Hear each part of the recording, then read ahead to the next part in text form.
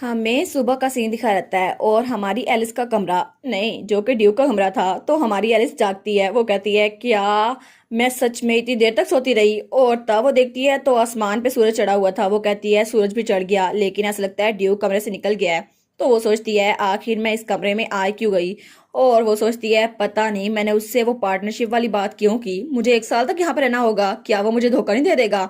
तो तभी वहां से दरवाजा नॉक होता है, कोई कहता है मैम मैं आइलीन हूँ, मैं बटलर के साथ आई हूँ, क्या मैं अंदर आ सकती हूँ। वो कहती है हाँ हाँ अंदर आ जाएं।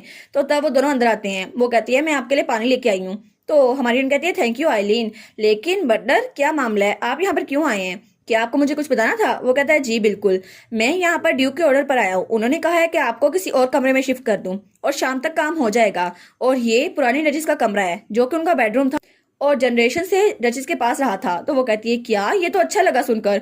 और वो सोचती है प्रीवियस डचिस का कमरा, फिर तो बड़ा अच्छा होगा ना। चलो ये तो अच्छा हो गया, लेकिन बेहतर है मैं उस कमरे में ना जाऊं जहां पर लोग मरे थे। तो तब उसको एक लेटर देते हुए कहता है और हाँ मैडम आपके लिए एक लेटर भी आया है। वो कहती है एक लेटर।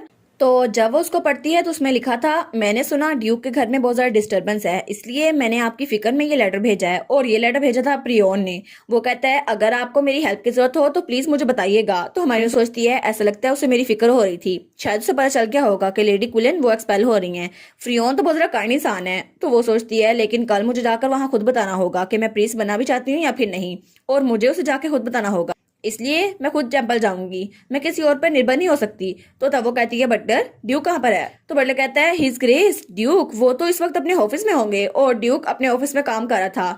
तो तब वो तैयार होकर हमारे ड्यूक के पास पहुंचती है। वो कहती है योर ग्रेस गुड मॉर्निंग। तो वो कहता है क्या तुम्हें अच्छी नींद आई। वो कहती है हाँ हाँ बिल्कुल थैंक यू। तो तब वो कहता है आप प्लीज मेरे रूम में कंफर्टेबली रहिएगा इस शाम तक, और वैसे भी मैं लेट वापस आऊंगा तो आप फिक्र ना करें, आपका रूम तैयार कर दिया जाएगा। वो कहती है लेकिन आप तो बहुत जरा बिजी लग रहे हैं। वो कहता है हाँ काम तो बहुत जरा हो गया है। और वो कहता है क्राउन प्रिंस के साथ भी एक मसला चल रहा है। वो कहती है क्राउन प्रिंस के साथ मसला। वो कहता है हाँ ये तुम्हारे लिए भी जानना अच्छा होगा एलिस। और तब उसे बताता हुआ कहता है क्योंकि अब से तो तुम मेरे साथ रहने वाली हो है ना। तो एलिस सोचती है क्या, देखो सही ये कैसे कैजुअली फ्लर्ट कर रहा है। वो कहता है अब के लिए मैं सेकंड प्रिंस को सपोर्ट नहीं करने वाला, और इसके अलावा फर्स्ट प्रिंस की हालत बहुत ज्यादा बुरी है, इसलिए मैं वहां पर कोई और कैंडिडेट ढूंढ रहा हूँ। तो हमारी सोचती है क्या कोई और कैंडिडेट, क्या ये थर्ड प्रिंस की बात नहीं करने वाला, वो कोई कैंडिडेट भी नहीं है, लेकिन शायद वो अपना टाइम नहीं वेस्ट करना चाहता। वो कहता है हम हंटिंग टूर्नामेंट तक कोई सूटेबल कैंडिडेट ढूंढना चाहते हैं, इसलिए मैं तुम्हें उस बारे में इन्फॉर्म करना चाहता हूँ। तो वो सोचती है नहीं नहीं तुम्हें थर्ड प्रिंस को चूज करना चाहिए, असल में तो वही विनर होगा ना। तो तब वो कहती है क्या हिज मेजेस्टी का एक और बेटा नहीं था। वो कहता है क्या तुम थर्ड प्रिंस के बारे में बात कर रही हो। वो कहती है हाँ हाँ बिल्कुल। तो वो कहता है लेकिन हम उसको कंसीडर नहीं कर सकते क्योंकि उसकी सो कॉल्ड लोली बर्थ की वजह से एम्पर ने उसको अबंडन कर दिया था, इसलिए वो एम्पर बनने के लिए फिट नहीं बैठता क्योंकि उसके पास एजुकेशन भी नहीं है, और हम अपनी कंट्री को किसी ऐसे इंसान के पास ही छोड़ सकते। और वैसे भी इसके अलावा हमें तो ये भी नहीं पता वो जिंदा भी है या फिर नहीं। तो हमारी सोचती है ऐसा लगता है इसने पहले अपना दिमाग बना लिया है, लेकिन इसके आर्गुमेंट ये तो सेंस बना रहे हैं। और एक ऐसा प्रिंस जो कि एक मेड का बेटा हो, एम्पर ने उसको छोड़ दिया था, और जब से वो पैदा हुआ है उसको एक कोने में रखा था और कोई भी उसके बारे में नहीं जानता था। लेकिन बाद में जब तक उसने खुद को रिवील नहीं किया किसी को भी नहीं पता था वो कैसा दिखता है। और वो कहती है एटलीस्ट कैलियोस खुद तो नहीं उसको ढूंढने जा रहा ना, तो इस सूरत में मुझे उसकी हेल्प करनी होगी, मुझे कुछ ना कुछ करके एक्सीडेंटल उनको मिलवाना होगा। तो वो कहती है योर ग्रेस मैं आज टेम्पल जाने वाली हूँ कुछ देर में। तो ड्यूक कहता है क्या। तो वो कहती है मैं हाई प्रीस्ट प्रियोन से मिलना चाहती हूँ। तो ड्यूक बहुत चुकन्ना हो जाता है। तो वो कहती है मैं उनको डायरेक्टली बताऊंगी मैं प्रीस्ट नहीं बनना चाहती, इसलिए मैं जल्दी वापस आ जाऊंगी। तो ड्यूक कहता है ठीक है, मुझे लगता है वो अच्छे इंसान है, और अगर ऐसा ही है तो मैं भी तुम्हारे साथ चलता हूँ, मुझे भी टेंपल में थोड़ा काम है। तो हमारी कहती है जी जी बिल्कुल। और वो सोचती है ड्यूक को मेरे साथ काम है। तो तब उसका साथी वहां पर खड़ा था और वो थोड़ा कंफ्यूज हो गया था। तो हमारी कहती है क्या क्या उसका वहां पर कोई प्लान नहीं था, क्या ये मेरे साथ चल रहा है। तो ड्यूक बिल्कुल खामोश था। और उसके बाद सीन चेंज होता है और हमें वो बग्गी दिखा जाती है जहां पर ड्यूक और हमारी एलिस बैठी थी। तो एलिस तो बहुत ज्यादा कंफ्यूज हो रही थी। तो वो कहती है आप बिजी नहीं थे, अगर आप मेरी वजह से ट्रबल काज कर रहे हैं तो प्लीज। तो वो कहता है नहीं नहीं ये ट्रबल नहीं है, मैंने पहले भी कहा था मुझे टेंपल में कोई काम है, और वो तो सारे के सारे डॉक्यूमेंट्स अपने साथ ले आया था। तो हमारी रन सोचती है उसके सबऑर्डिनेट की बात सुनकर तो मुझे लग रहा था उसका कोई प्लान नहीं है, लेकिन क्या सच में ये सच भी है कि उसको वहां पर कोई काम है। तो तब वो कहती है लेकिन ये तो सच में मेरे पीछे आ रहा है, क्या इसको लगता है मैं अपना इरादा चेंज कर लूंगी, शायद इतनी देर बीमार रहने के बाद ये थोड़ा ऑब्सेस हो रहा है, लेकिन खैर है इतना तो चलता है। तो तब वो लोग टेंपल पहुंच चुके थे। तो तब ड्यूक उसको नीचे उतरने में हेल्प करता है। तो वो कहता है अब हम लोग विदाउट नोटिस आए हैं तो यहाँ पर कोई भी नहीं है, मैं तुम्हें अंदर ले चलता हूँ। वो कहती है नहीं नहीं मैं पहले भी यहाँ कई बार आ चुकी हूँ तो आपको फिक्र करने की जरूरत नहीं है।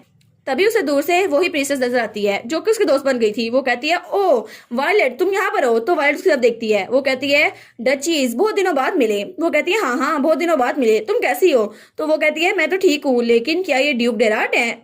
तो तब ड्यूक हमारी एलिस के कंधे पे हाथ रखता है और तब उसको अपने करीब करते हुए कहता है जी बिल्कुल ये बात ठीक है, और मुझे बहुत ज्यादा खुशी हुई कि आप मेरी बीवी के बहुत ज्यादा करीब हैं। तो तब वो तो ब्लश करने लग गई थी। वो कहती है जी बिल्कुल। तो एलिस कहती है हां मुझे टेम्पल से बहुत ज्यादा हेल्प मिली है। तो तब सब लोग उसकी तरफ देख रहे थे। वो कहते हैं कि यार ये ड्यूक और डचेस नहीं है, लेकिन ये तो बहुत ज्यादा अफेक्शनेट लग रहे हैं, और सब लोग उनकी तरफ देख के बातें कर रहे थे। तो हमारी सोचती है ये तो बहुत ज्यादा घूर रहे हैं, अगर रूमर्स फैल गई फिर तो बड़ा अच्छा होगा। तो तब वो लोग बातें कर रहे हैं जैसे रूमर्स फैली थी, ये लोग तो बहुत अच्छे से बात कर रहे हैं, लगता है इनका रिलेशनशिप बहुत ज्यादा अच्छा है। तो हमारी बहन सोचती है चलो अच्छा हुआ, लेकिन लोग के सामने इतनी ज्यादा टेंशन लेना मुझे अनकंफर्टेबल कर रहा है। वो कहती है मैं यहाँ पर हाई प्रीस्ट प्रियोन से मिलने आई हूँ। तो वायलेट कहती है अगर आपको उनसे मिलना है वो तो पोर लीव सेंटर में होंगे, मैं वहीं पर जा रही हूँ।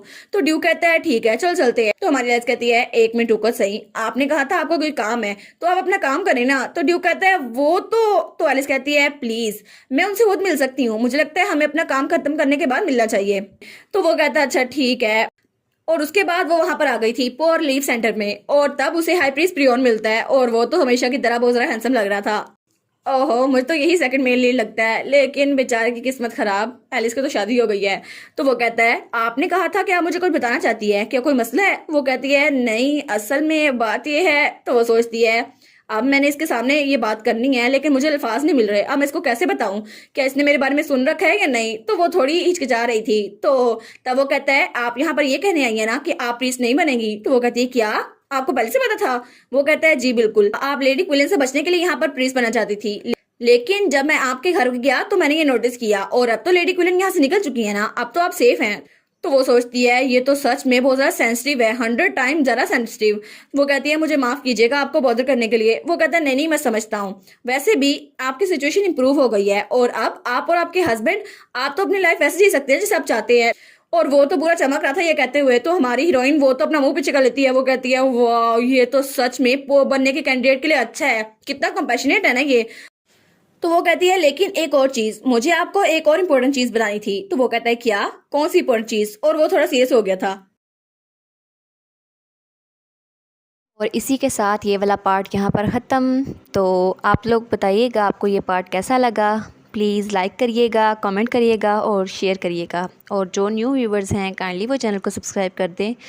और पिछली वीडियोस का लिंक आपकी स्क्रीन पर नज़र आ रहा होगा, तो काइंडली उनको भी चेकआउट कर लें।